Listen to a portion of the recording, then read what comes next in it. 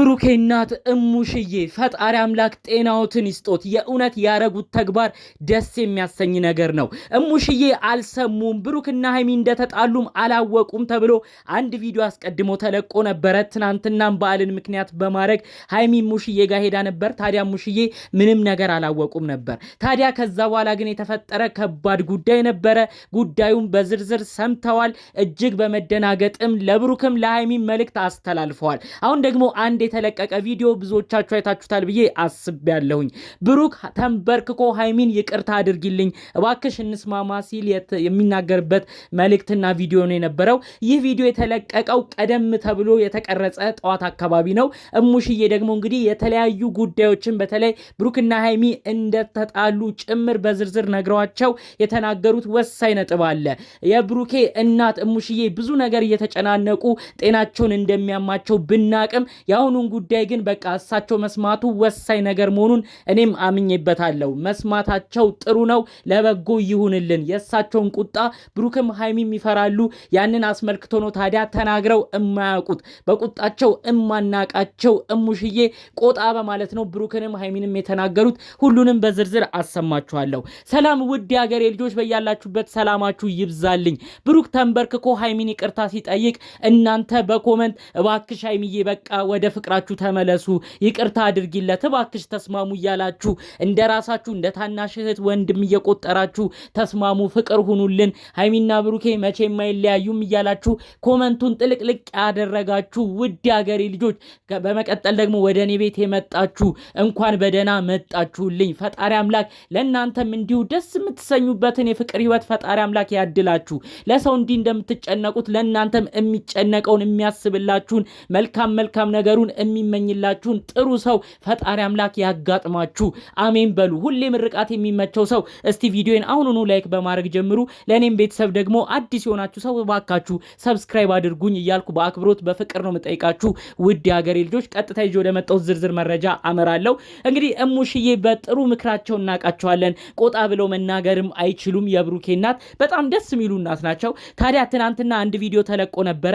ሃይሚ ለበዓል እንኳን አደረሳችሁ በማለት ሄዳ ነበረ። ታዲያ ብሩኬ ወጣ ብሎ ነበር። አንድ ላይ ለምን አልመጣችሁም ብለው የብሩክ እናት ጠቆም አድርገው ነበር። ምንም ነገር አልነገሯቸውም፣ ደብቀዋቸው ነበር። በመቀጠል ግን የሚገርመው እዛ አካባቢ በደንብ ነው ዩቲዩብ የሚታየው።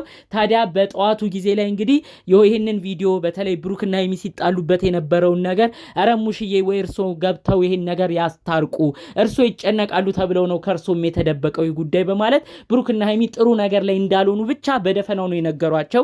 ሌላ ዝርዝር ጉዳይ አላወሯቸውም። በምን ምክንያት እንደተጣሉ አሁን ምን ላይ እንደደረሱ ዝርዝር ነገሩን ማውራት አልፈለጉም። በተለይ በዩ በኩል ያለውን ብሩክ እንግዲህ አስረግዟል ተብሎ የሚወራው ነገር እንዳጣላቸው ዝርዝር ነገር አልነገሯቸውም። በአጠቃላዩ ግን እባክዎት እስቲ እሙሽዬ እርሶ የሚያወቁ አልመሰለንም፣ ብሩክና ሃይሚ ጥሩ ነገር ላይ አይደሉም፣ የእርሶን ቁጣ ስለሚፈራ ብሩክም እስቲ ይሄን ነገር እንደው እንዴት ያዩታል ምናምን ብለው መልእክት አድርሷቸው ነበር። ታዲያ እሙሽዬም ያንን ቪዲዮ እንዳዩ እኔ እኮ ጠርጥሬ ነበረ፣ በፊት በወትሮ እንደዚህ አይሆኑብኝም ነበር። በተለይ በበዓል ቀን ብሩክም ሃይሚም ያበሻ ልብሳቸውን ለብሰው ከኔ ጎን ሆነው እየተመረቁ እየተጫወቱ እየበላን እየጠጣን ነበር የምናሳልፈው።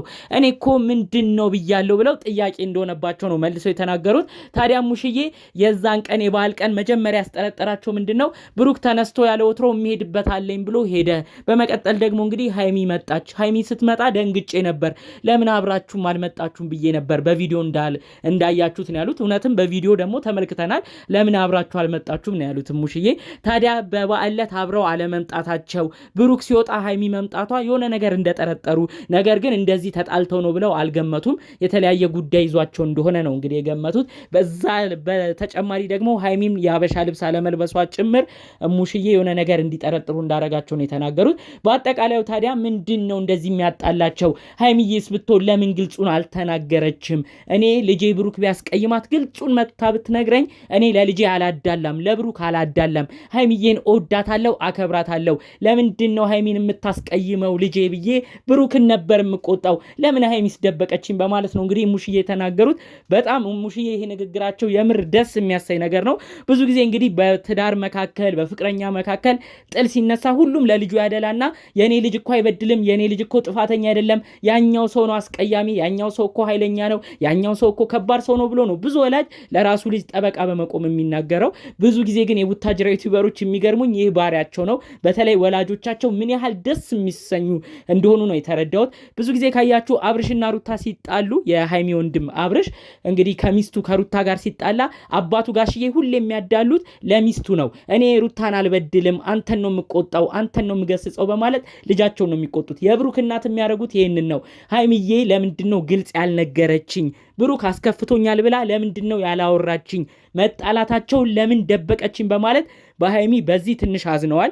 ነገር ግን አዝነው ራሱ የተናገሩት ምንድነው ሃይሚ ቀጥታ መታ ልጆት እኮ እንዲያለኝ ልጆት እኮ እንዲያስቀየመኝ ብላ ብትናገር እኔ ቀጥታ ብሩክን እቆጣው ነበር ብለው ነው የተናገሩት። የእውነት ሙሽዬ እውነት የእርሶን አይነት እናትነት ማግኘት መታደል ነው። ሃይሚ እና ብሩክ መለያየት የለባቸውም። የተረዳሁት ነገር ምንድነው ብሩክና ሃይሚ ወደፊት ራሱ ተጋብተው መኖር ከጀመሩ በኋላ ሃይሚ ምንም አይነት ነገር በብሩክ ቤተሰቦች ምንም ነገር አይደርስባትም። የብሩክ ቤተሰቦች ምን ያህል እንደሚያከብሯት ምን ያህል ቦታ እንደሚሰጧት ነው የተረዳሁት። ስለዚህ እባክሽ ሃይሚዬ ብሩክም እየለመነሽ ነው፣ ያሉት ነገሮች ትክክል ነው፣ ተበድለሻል። ባለማወቅ ብሩክ አንቺን እዩ ፊት እየገፋሽ እያመነጫጨቀሽ የማይሆን ነገር ሆኖ ሆድ እንዲብስሽ ሆኗል። ነገር ግን ብሩኬ ከልቡ ይወድሻል። ከዛ በላይ ቤተሰቦቹ እጅግ ያከብሩሻል።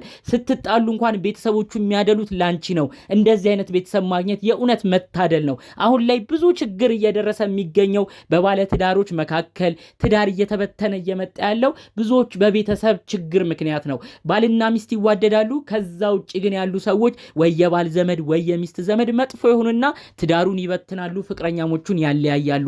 ሃይሚዬ ግን እንደዚህ አይነት ነገር እንደማይደርስብሽ እኔም እርግጠኛ ነኝ። የምንመለከተው ነገርም የሚያሳየው ይሄንን ነው። የብሩክ ቤተሰብ እጅግ ይወዱሻል፣ እጅግ ያከብሩሻል።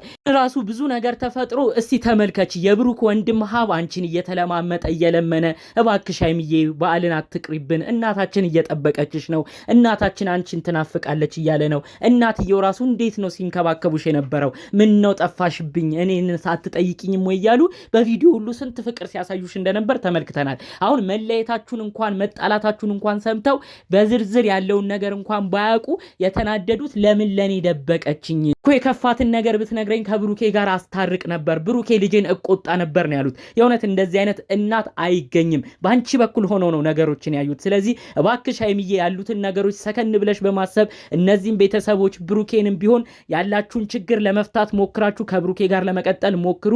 የብሩክ እናት የእውነት ለመናገር አሁን ትንሽ ተጨንቀዋል። እንዲሁ በደፈናው ነው የሰሙት። እንዲሁ በደፈናው ራሱ ሰምተው ባለው ነገር ተደብረዋል ማለት ነው። ብሩክና ሃይሚማ መለያየት የለባቸውም። እንደው ለምንስ ተኮራረፉ? እናንተስ ለምን ዝም አላችሁኝ ብለው ነው እንግዲህ የብሩክን ታላቅ ወንድሞች ራሱ እነ ሀብን ሲወቅሱ ነበር ተብሎ እንግዲህ መረጃው የደረሰኝ ማለት ነው። የእውነት እሙሽዬ ፈጣሪ አምላክ ጤናዎትን ይስጦት። ለልጆት ሳያዳሉ ውስጡ ነገሩን እንኳን ሳያውቁ ሁለቱንም እኩል በማየት እንደውም መረ ለሃይሚ በማዳላት ጭምር እኔ ልጄን ብሩኬን የምታከብር የምትወድነች እሷ እንድትቀየም አልፈልግም በማለት ለሃይሚ ራሱ ያስተላለፉት መልእክት የእውነት ልብ የሚነካ ነው። ብሩክም እንዲነግረኝ አደርጋለሁ፣ እንዳያስቀይም አደርጋለሁ።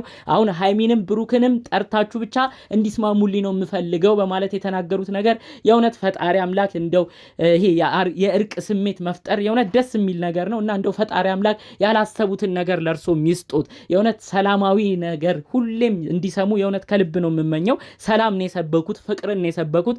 እንደው ባላሰቡት ነገር ፈጣሪ አምላክ ሲሳይ የሆነ ነገር ይስጦት ለማለት ነው ፈልገው። እንደዚህ አይነት መካሪ እናትና አባትም አያሳጣን። ፈጣሪ አምላክ ጤናና እድሜም እንዲሰጡት የእውነት ከልብ እመኛለሁ። ሁላችንም የምንጓጓውን ኦዲየንስም የተጨነቀበት ነገር ተቀርፎ ብሩክና ሃይሚን እንዳፎት አድርጎልን አስማምተው በእርቅ እንዲያመጡልንም የእውነት ከልብ እመኛለሁኝ።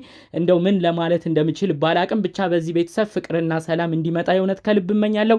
አጠቃላይ ያለውን ሁኔታ በዚህ መልኩ ነው ላሰማችሁ ብቅ ያልኩት። ይህ ንግግር የሙሽዬም ትክክል ነው ያላችሁ ቪዲዮ ላይክ በማድረግ ጨርሱ። በሌላ ቪዲዮ እስክንገናኝ ሰላም።